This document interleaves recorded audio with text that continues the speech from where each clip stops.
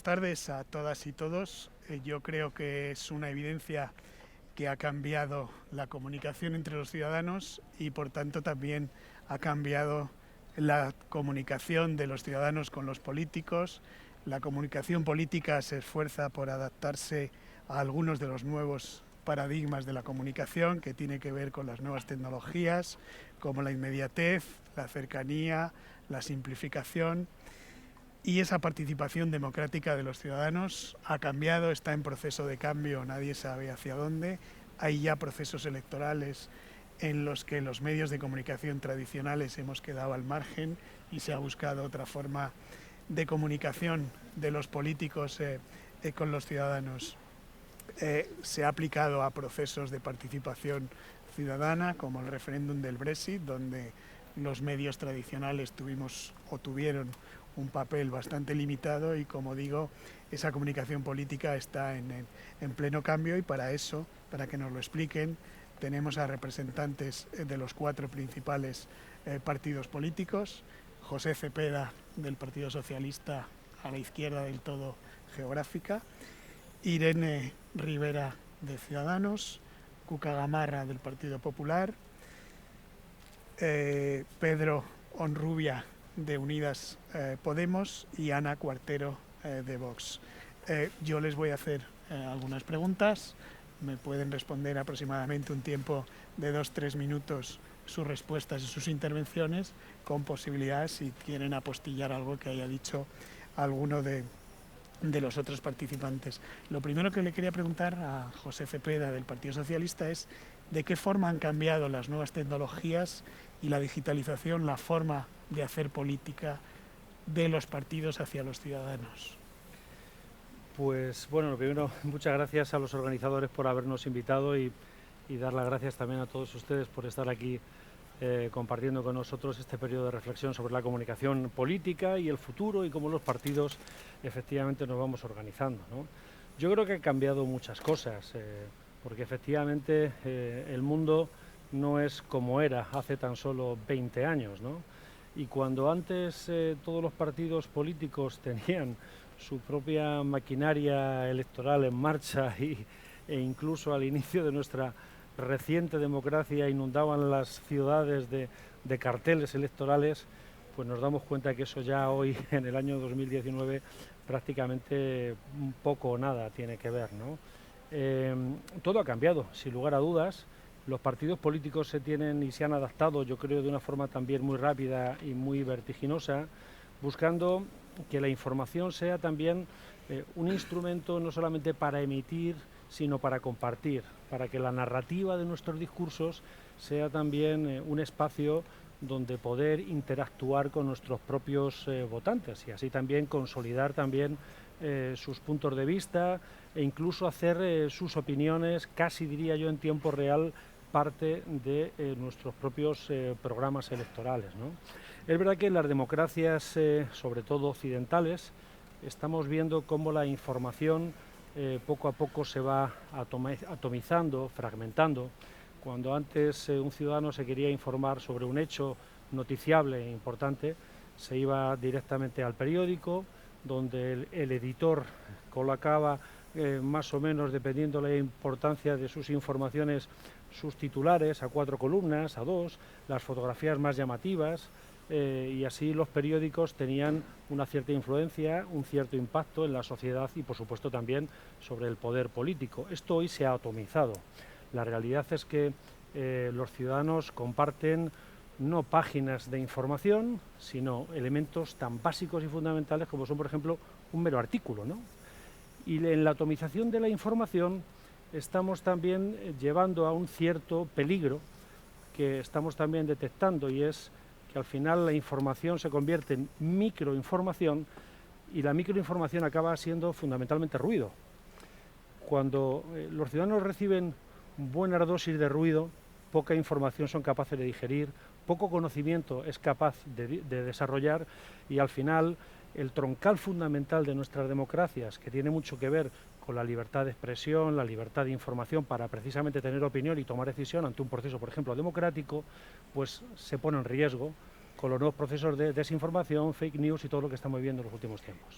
Cuca Gamarra, ¿cree que las nuevas tecnologías, la digitalización, puede superar el papel que habitualmente hacemos los medios de comunicación tradicionales? ¿Es posible o no?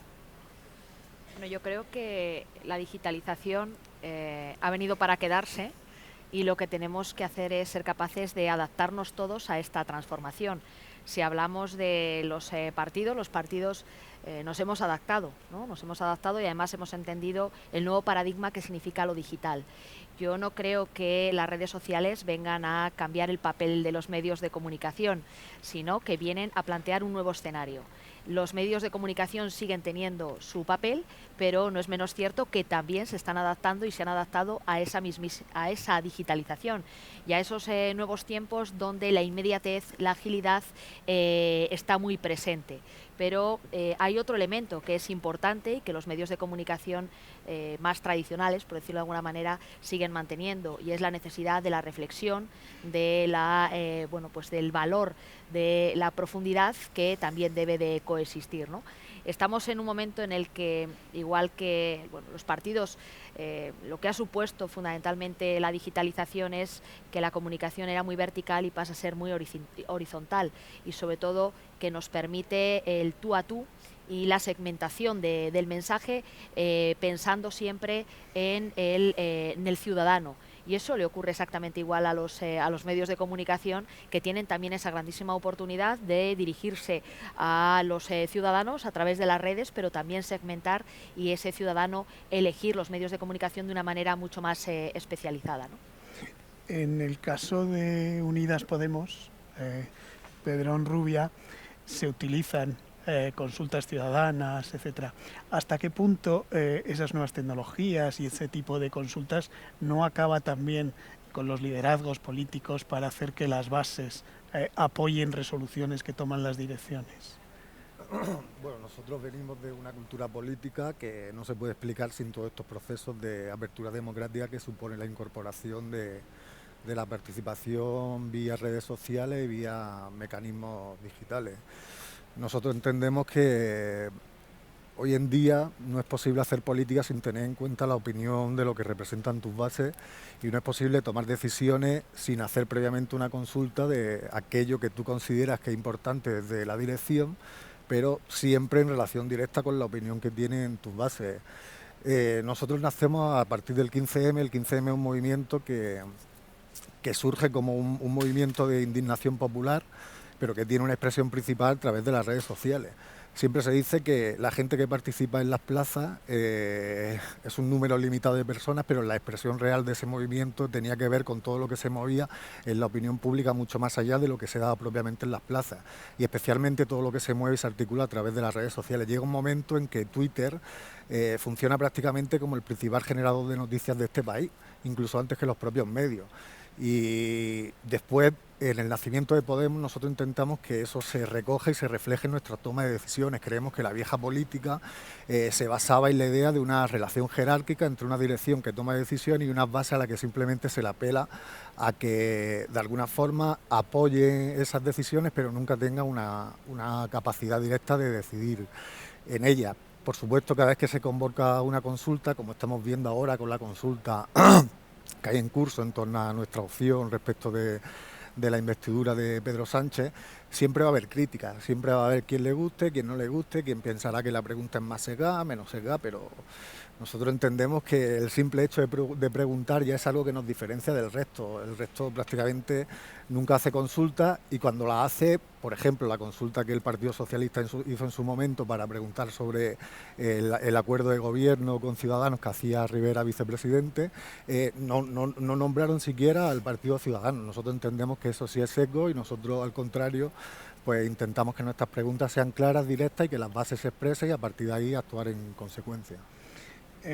Ciudadanos, Irene Rivera, ¿hasta qué punto estas nuevas tecnologías, esta nueva forma de comunicación tan inmediata, tan rápida, las redes sociales de las que hablaba José Cepeda, no impiden que se lleguen a acuerdos, en la medida en la que los acuerdos requieren sosiego, requieren incluso que se hagan mucho más reservados? ¿Hasta qué punto dificulta que haya acuerdos? Bueno, yo creo que estamos hablando de cosas distintas, ¿no? Bueno, en primer lugar, agradecer a los organizadores de Digitales 2019 la invitación, porque creo que es muy importante y rompo una lanza por todas las startups, por todas las empresas que están aquí hoy, nos lleváis ventaja, pero una ventaja tremenda al mundo político. O sea que a mí me parece fenomenal estar hoy aquí, porque creo que es importante que nos pongamos las pilas, ¿no? Y bueno, por ir un poco a tu pregunta, yo creo que más que pensar en cómo las nuevas tecnologías pueden ayudar a la política, yo creo que deberíamos de pensar cómo los políticos podemos ayudar a las nuevas tecnologías, ¿no? A conseguir que, como decíamos antes, que hablábamos de que, por ejemplo, España somos buenísimos investigadores, pero al final esa innovación no llega al sector industrial, no llegamos a plasmarlo en empresas y sobre todo no ayudamos a que haya ese tejido de empresas, ¿no?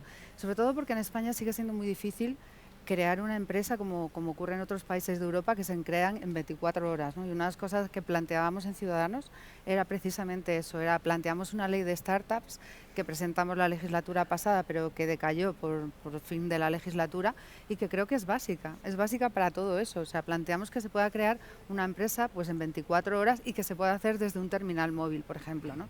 Hoy en día, pues los que estáis aquí, los que sois emprendedores, sabéis lo que cuesta crear una empresa en España. Yo creo que en eso es lo que nos tenemos que poner las pilas de verdad los políticos, en resolver esos problemas, en conseguir que la innovación realmente llegue, porque las empresas estáis haciendo los deberes, los estáis haciendo, y los políticos no. Yo lo siento y siento ser crítica y soy un poco con todos. Yo creo que hay un pasteleo ahora mismo con acuerdos en que se hablaban ayer, que sí, que sí, no, que si te digo que sí, que sí, no. Yo creo que ya está bien un poco de todo eso, ¿no? Yo como ciudadana estoy un poco cansada también, y creo que tenemos que empezar a pensar en otros temas y en sacar leyes que realmente ayuden a la innovación en España, porque somos punteros en muchas cosas. Y precisamente ahora, hoy que se cumplen 50 años de que el hombre iniciara esa travesía a la Luna, o sea, me parece que es relevante también destacar, y quería decirlo hoy, por eso quería contároslo aquí, porque puede que haya emprendedores en este sector también. En España somos pioneros entonces, porque estábamos en la estación de seguimiento del espacio profundo, como sabéis, en Robledo de Chabela y en Fresnedillas. Hemos sido pioneros entonces, ya en el año 61, y es que resulta que hoy en día tenemos gente en el sector, en lo que se conoce como el New Space, que son súper punteros. Tenemos una empresa de gente súper joven en Elche, por ejemplo, que van a hacer el primer lanzador en España de cohetes, y que están recibiendo ayudas de la Unión Europea. En España, por suerte, también nos estamos poniendo las pilas, les estamos apoyando, pero que lo dejo ahí, ¿no? Que creo que a nivel institucional tenemos muchísimo que hacer, y perdona que no te haya contestado lo de los pactos, porque es que esto me parece mucho más importante, ¿no? O sea, me parece mucho más relevante, y que nos dejemos de perder el tiempo en política, que si sí, que si no, que se haga ya un gobierno, si se tiene que hacer, que se decidan las personas que tenemos aquí a nuestros extremos, para que España avance y para que podamos seguir haciendo este tipo de cosas, ¿no? Luego volveremos a los dos extremos, como dices, para saber si estas nuevas tecnologías impiden que haya acuerdos o si no tienen nada que ver. Ana Cuartero, de Vox. Vox es el último partido incorporado, digamos, al panorama institucional de España, aunque ya estaba creado antes, con una forma de comunicación que ha nacido de redes y de otro tipo de medios, digamos. Entonces quería que nos explicaras cuál es tu visión de cómo un partido puede irrumpir en las instituciones sin presencia en medios institucionales, sin presencia en instituciones, y cómo es posible, cómo se hace esa comunicación política. Sí, efectivamente, pues en Vox desde los inicios hemos sido nativos digitales en cuanto a la comunicación. Vox siempre ha buscado en los medios de comunicación digital, en las redes sociales, ese contacto directo con el votante, con el posible votante, por dos cosas fundamentales: porque necesitábamos superar la barrera económica de acceso a los medios de comunicación tradicionales, y por otro lado queríamos superar también la barrera del mensaje, del mensaje que rompe el consenso socialdemócrata y busca un nuevo mensaje que llegue sin distorsión a nuestros posibles votantes. Y en eso, pues, las redes sociales han sido para nosotros fundamentales. Pero no solo, Vox no apuesta solo por el mundo digital en cuanto a la comunicación. Efectivamente, nosotros también apostamos por el mundo digital como un medio para favorecer la igualdad de todos los españoles. Queremos el acceso del medio rural a la comunicación, a los sistemas 5G, que les permitan estar en contacto, que les permitan interactuar, igual que cualquier otro ciudadano que se encuentre en un núcleo urbano, a través de Internet, a través del correo electrónico. También buscamos en la transformación digital esa lucha contra la burocratización innecesaria de los procedimientos administrativos, como ya se ha dicho, que permitan facilitar la creación de una empresa. También buscamos el avance de las tecnologías de la información y de las comunicaciones en los ámbitos de la seguridad, no solo la ciberdefensa, sino también la ciberseguridad, potenciando además la formación del personal de nuestras fuerzas y cuerpos de seguridad del Estado en disciplinas tan importantes en el mundo de hoy en día, como son la ciberdefensa y la seguridad, que al final además les van a permitir una transición razonable, ¿no?, hacia el mundo del mercado laboral privado en el momento en el que sus servicios se hayan cumplido en estos cuerpos de seguridad. Y por último también buscamos en tecnologías como el blockchain, ¿no?, la forma para poder coger todos los datos, ¿no?, que generan nuestras administraciones y permitir hacer una búsqueda, hacer un control que nos permita luchar contra la corrupción de una forma firme, decidida y rápida, sobre todo. Vamos ahora con la cara B de todo lo que hemos dicho. Digamos que han hablado de la parte positiva.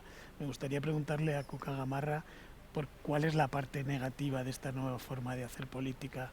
Las fake news, los rumores que circulan por las redes, la crispación, que en muchos momentos también se nota. ¿Cómo puede explicar esa parte negativa y qué se puede hacer para evitarlo? Bueno, yo creo que como todo nuevo escenario necesita límites también, ¿no? Y hay cuestiones que ya se han podido detectar un poco con la experiencia de los últimos años que están ahí. Efectivamente están las fake news que en algún momento determinado pues todos hemos tenido que contrarrestar. Existe también otro tipo de cuestiones que las redes, el anonimato, o cómo sobre todo la utilización del anonimato puede crispar y puede transformar un debate que puede ser positivo en un elemento francamente negativo. Hay otros elementos también de las redes que tenemos que tener muy en cuenta y de la digitalización. Sin duda alguna, no solo cuando hablamos del anonimato y su utilización, sino también que es un espacio en el que el odio puede implantarse, ¿no? Y eso no son espacios impunes. Las redes sociales están perfectamente determinadas y el Código Penal lo plantea, que no son espacios en los que quepa todo, sino son espacios que deben de ser de libertad, como cualquier otro espacio público que físicamente conocemos, ¿no? Por lo tanto, yo creo que es una cuestión también de tiempos en los que las mismas reglas que han jugado tradicionalmente en la democracia pues juegan también. Pero es cierto que la rapidez hace que muchas veces la rapidez y el ámbito tan público y tan abierto que tienen hace que sea difícil luego poder retroceder ya el camino andado por una fake news, y que por tanto el bulo que se crea y que es difícil actuar. Yo creo que también hay algunas otras cuestiones que son importantes de las redes sociales o de la digitalización. Todo tiene su parte positiva, pero también tiene su parte negativa.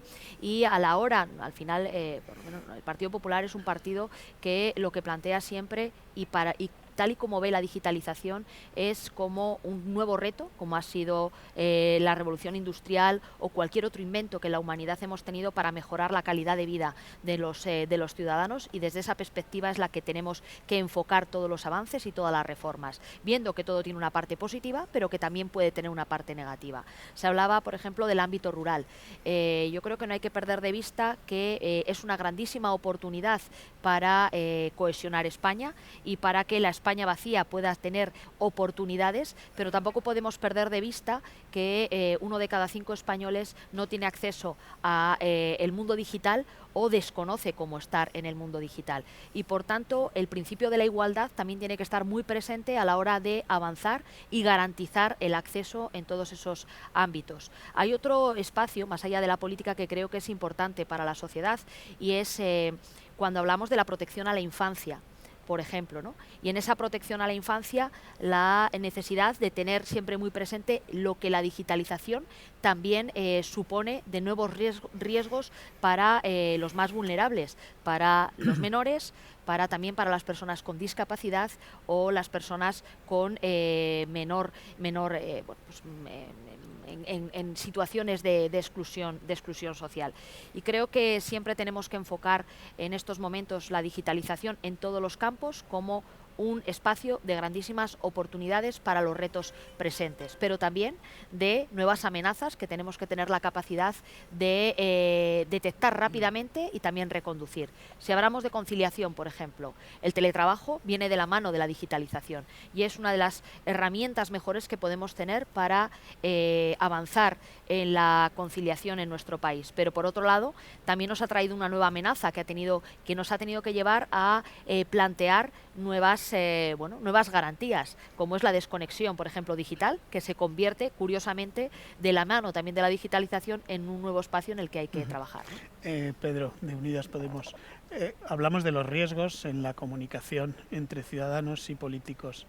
¿Cómo se puede evitar que sea, por ejemplo, propagación de noticias falsas?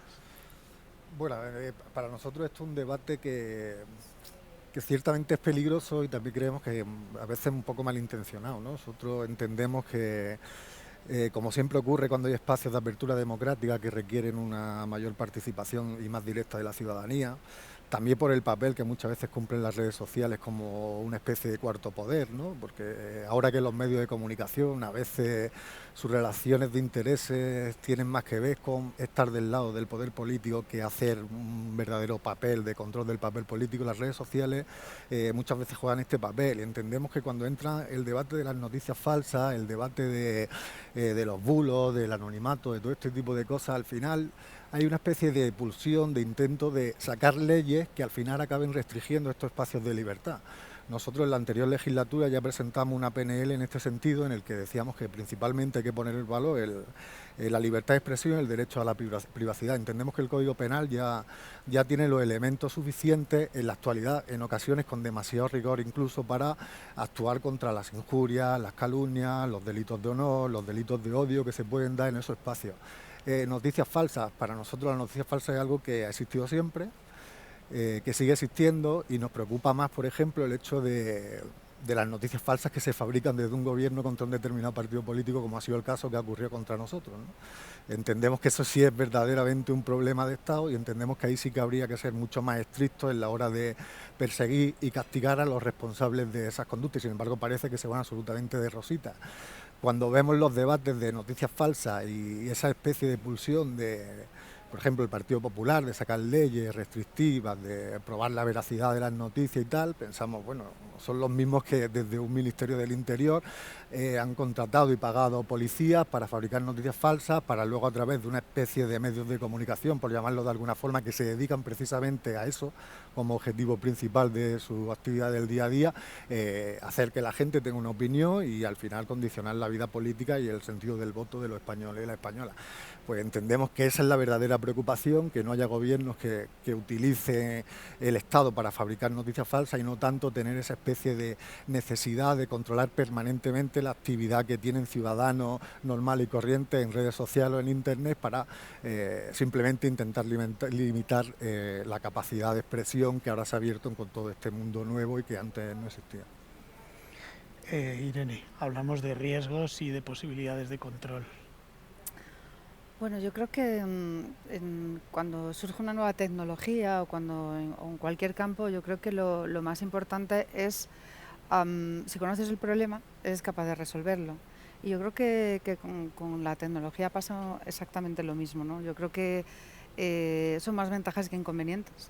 Y desde el punto de vista de de lo que estamos hablando, ¿no? De las posibles fake news y tal. Es cierto que también existían antes las noticias falsas sin que existieran los medios digitales de por medio. Quizás ahora lo que tienen es una mayor rapidez de difusión y que llegan a todo el mundo y que de repente pues bueno, pues todo el mundo se cree una noticia que pueda aparecer en un momento determinado, ¿no?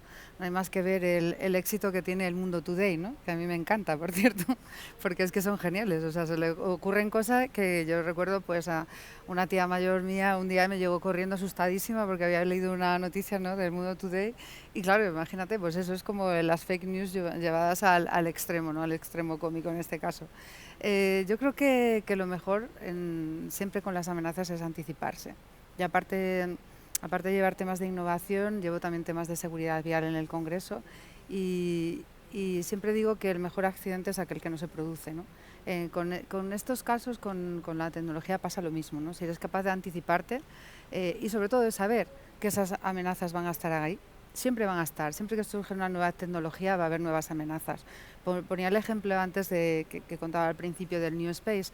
Hoy por hoy, con los pequeños satélites, los microsatélites, prácticamente todos los países del mundo los están lanzando al espacio. Y es algo que antes, claro, solamente los grandes tenían acceso a lanzar, digamos, los macrosatélites, ¿no? Solo países grandes o muy estructurados o los gobiernos. Hoy por hoy, yo el otro día conocí, por ejemplo, a un estudiante de la ESO, que me encantó, y que llevaba ahí su microsatélite que había diseñado y lo va a lanzar desde Australia porque es más barato. Cosa que a mí me ha hecho pensar y he dicho, tenemos que ver en España qué estamos haciendo mal.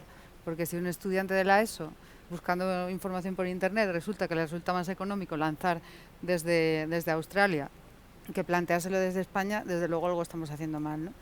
Y si puede lanzar un estudiante algo que él ha planteado, pues claro, vamos a tener un montón de satélites dando vueltas alrededor de la Tierra, observándonos, de cualquier país.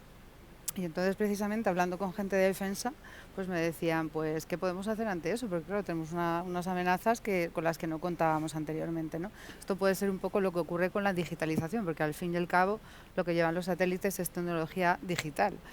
Y al final, ¿cuál es la solución a todo eso? Pues saber que ese problema existe. Lo primero es ser consciente de que eso va a ser así y buscar una minimización del riesgo, que es un poco lo que se hace en cualquier, siempre en cualquier sector industrial nuevo o en cualquier nueva tecnología. Yo no creo que haya que tener miedo a eso.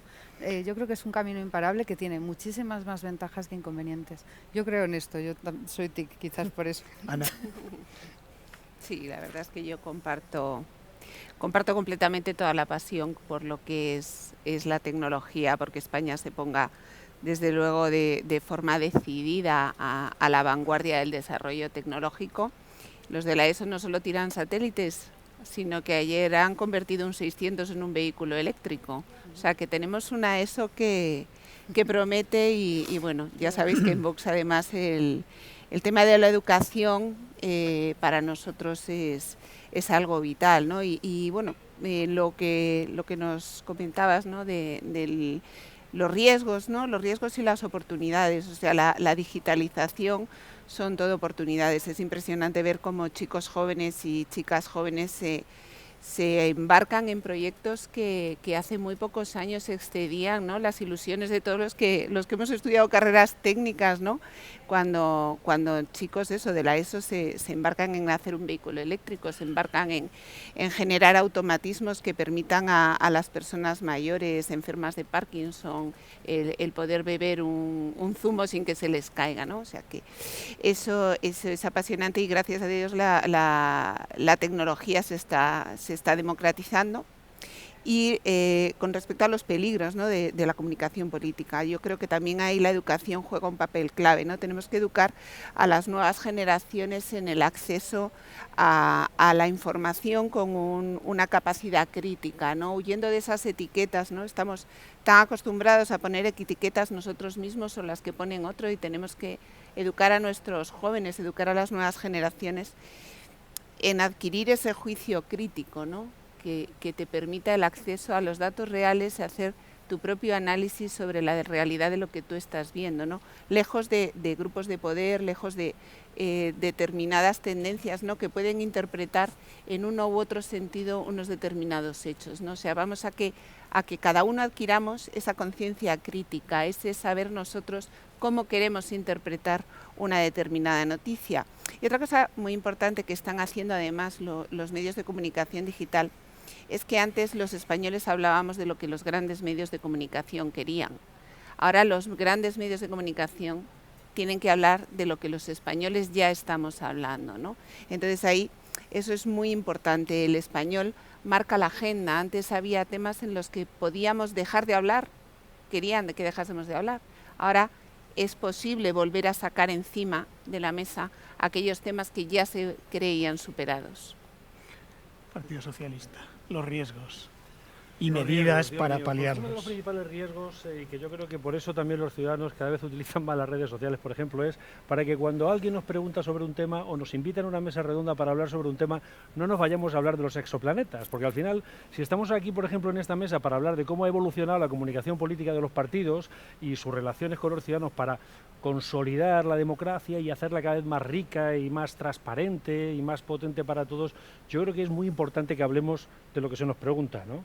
Una de las cualidades que tienen sobre todo las redes sociales y al final Internet es precisamente eso, que al final los ciudadanos no se van a tragar un mitin entero, ¿no?, sino que van a ser capaces de poder ir seleccionando también la información que más les interesa. Y yo creo que en ese reto los partidos políticos es en lo que nos tenemos que digamos, fajar, trabajar mucho más y efectivamente evaluar también, por qué no decirlo, las grandes dificultades, los problemas, los riesgos que existen. Yo tuve la oportunidad la semana pasada de estar en la conferencia global de libertad de prensa en Londres, donde participaron más de 100 países y efectivamente lo mollar que fundamentalmente se trataba ahí tenía mucho que ver con los grandes productores de desinformación que existen en el mundo, ¿no?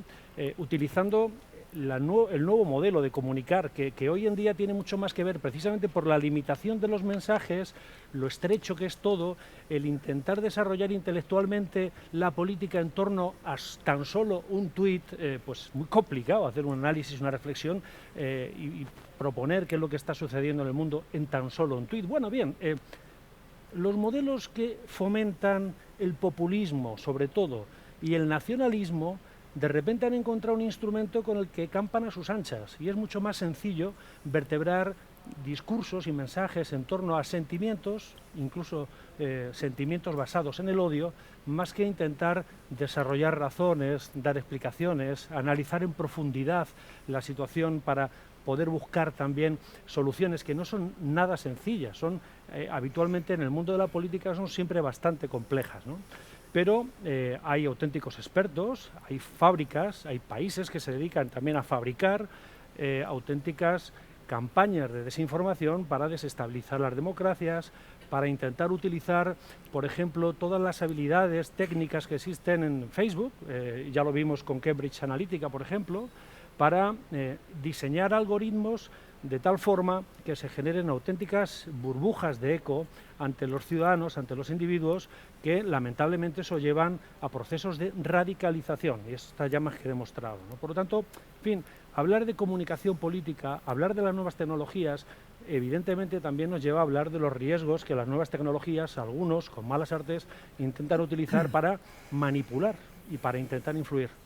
Solamente decir una cosa, en España, por mucho que hablamos de nuevas tecnologías, de redes sociales y tal, lo que más sigue teniendo influencia en la sociedad española, en otros países europeos o por ejemplo en Estados Unidos no, pero en España todavía sigue siendo la televisión.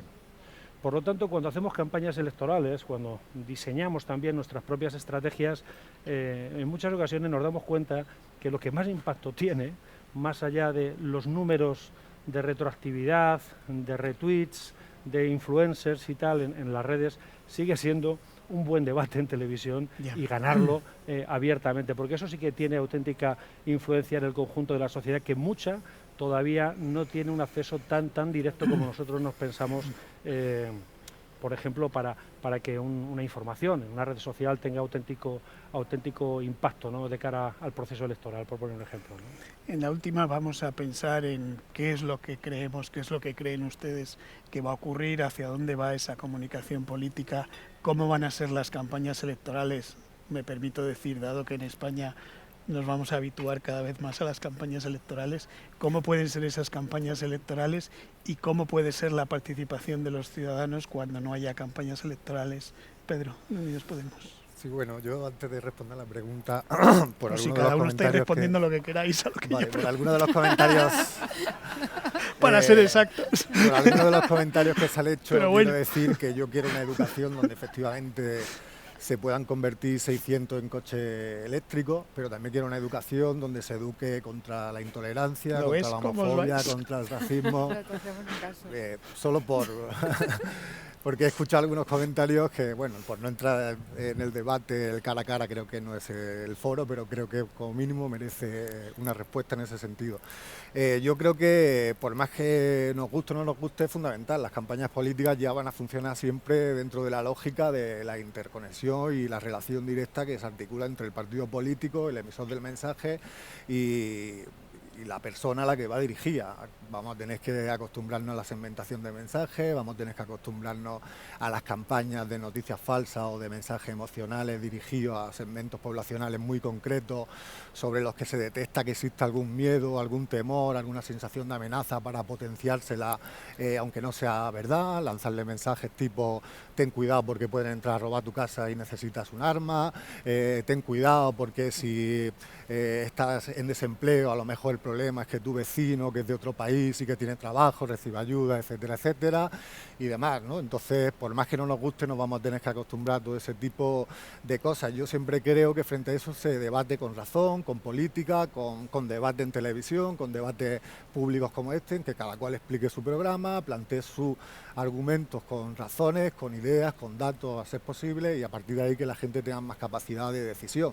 Y luego quiero resaltar que, aunque eso ocurra, nosotros siempre confiamos en que la gente al final toma las decisiones correctas y la gente no es tan, digamos, tan manipulable, a la que se le lanza un caramelo y sin más lo coge. Creo que ahora estamos viendo un ejemplo muy concreto de cómo digamos, interrelaciona la gente con el emisor del mensaje. Tiene que ver con lo que está intentando hacer el Partido Socialista en todo este relato, lucha por el relato sobre las negociaciones del gobierno, la conferencia de prensa de Adriana Lastra la semana pasada, la entrevista... Sí, Sí, creo que es muy evidente que en otro tiempo probablemente hubiera valido que si alguien lanza un mensaje determinado diciendo que el otro partido es muy malo, que no quiere negociar, que no quiere dialogar, y además hay una serie de elementos mediáticos que la apoyan, que le dicen que efectivamente es quien tiene la razón y el otro no, automáticamente eso se hubiera convertido en el mensaje oficial. Ahora hemos visto que no, que hubo una respuesta muy rápida en las redes sociales que dijeron que, por favor, dejar de tomarnos el pelo y sentarse a negociar de una vez. Una vez escuchado el intercambio entre socios preferentes. Irene, tu visión sobre el futuro o lo que quieras. Lo que quieran. Pues los has puesto separados a posta, ¿no? Uno en cada lado. No me he encontrado nunca moderando a unos políticos tan indisciplinados como estos 5. Es que somos de tecnologías. Sí, en el centro estoy, efectivamente, seguimos estando. Bueno, ¿qué es lo que...? Te preguntaba sobre el futuro. Te voy a contestarte la pregunta por esta vez. ¿Cómo crees que pueden ser los nuevos formas de relación? El futuro es incierto, Fernando. Bueno, ya bromas aparte, no sabemos qué va a pasar la semana que viene, así que... Campañas electorales, cómo es la participación sí, o sea, de los ciudadanos. teniendo en cuenta la inestabilidad que tenemos, yo creo que de campañas ya vamos sabiendo todos un rato. Y lo cierto es que es verdad que cada vez las campañas se juegan más a nivel mediático. Es cierto que la televisión es importante, quizás por eso también el PSOE se encarga de tener tan controlada la televisión española, o sea, por eso. Quizás sea por eso, y yo creo que es una pena porque se sigue haciendo las mismas cosas que se ha hecho toda la vida, y yo creo que ya deberíamos de ser, hablando de futuro, deberíamos dejar los medios de comunicación ya tranquilos, lo digo de verdad, yo creo que el politizar los medios de comunicación a mí me parece una cosa tremenda. Siempre hemos hablado de eso en Ciudadanos, de despolitizarlos de una vez por todas. Y veo que cuando quien llega al poder al final acaba haciendo lo mismo, ¿no? Yo creo que al futuro, ¿cómo me gustaría que fueran las campañas?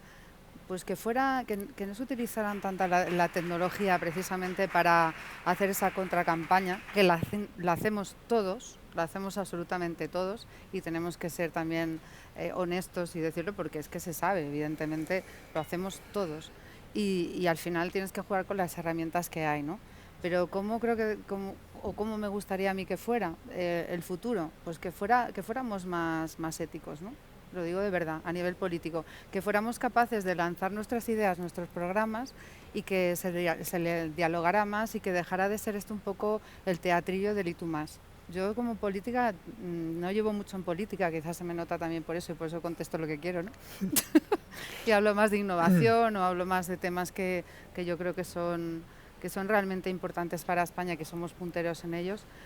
Pero sinceramente que fuera más, que no se politizara tanto los medios de comunicación, que fuera más ético y que no fueran campañas tan agresivas. Ana. Lo que creo que va a pasar, creo que cada vez van a ser más agresivas, desafortunadamente. Ana.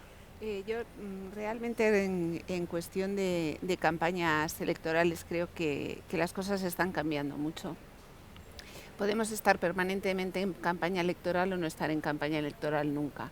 Yo creo que vamos hacia una tendencia en la que el contacto del político durante toda una legislatura, bien estando en el gobierno o bien estando en la oposición, va a permitir que esa valoración, ¿no?, que antes se hacía en un momento determinado en el que los partidos políticos se ocupaban de hacer una condensación de ese mensaje para durante un periodo corto de tiempo que el ciudadano fuera capaz de hacer una valoración de la anterior etapa y por tanto de la perspectiva con respecto a la siguiente, eso se está desdibujando, ¿no? Podemos tomar el pulso a la política, cambian las campañas electorales, cambian las dinámicas políticas, ¿no?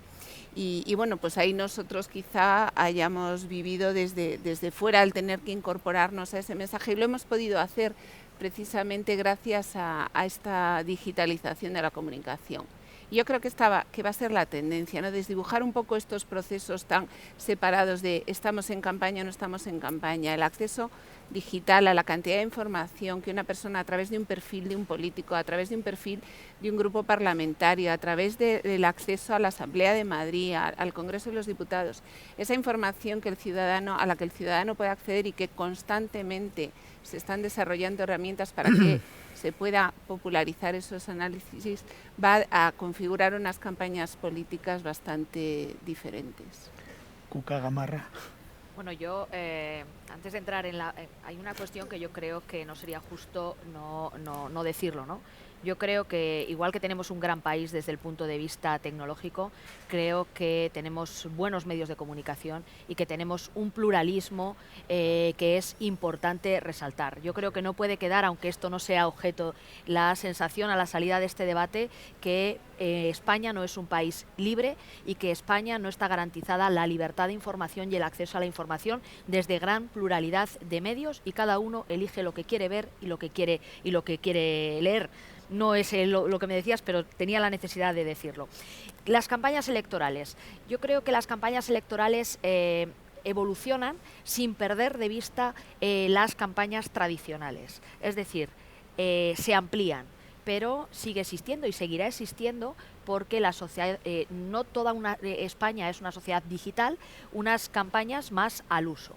Eso se queda ahí, pero se amplía con una campaña también digital que permite otros registros que creo que son muy interesantes. Registros que llevan hacia un mensaje mucho más emocional, desde el punto de vista del mensaje político, donde aquel que es candidato es mucho más cercano y aparte se puede conocer muchísimo más de él.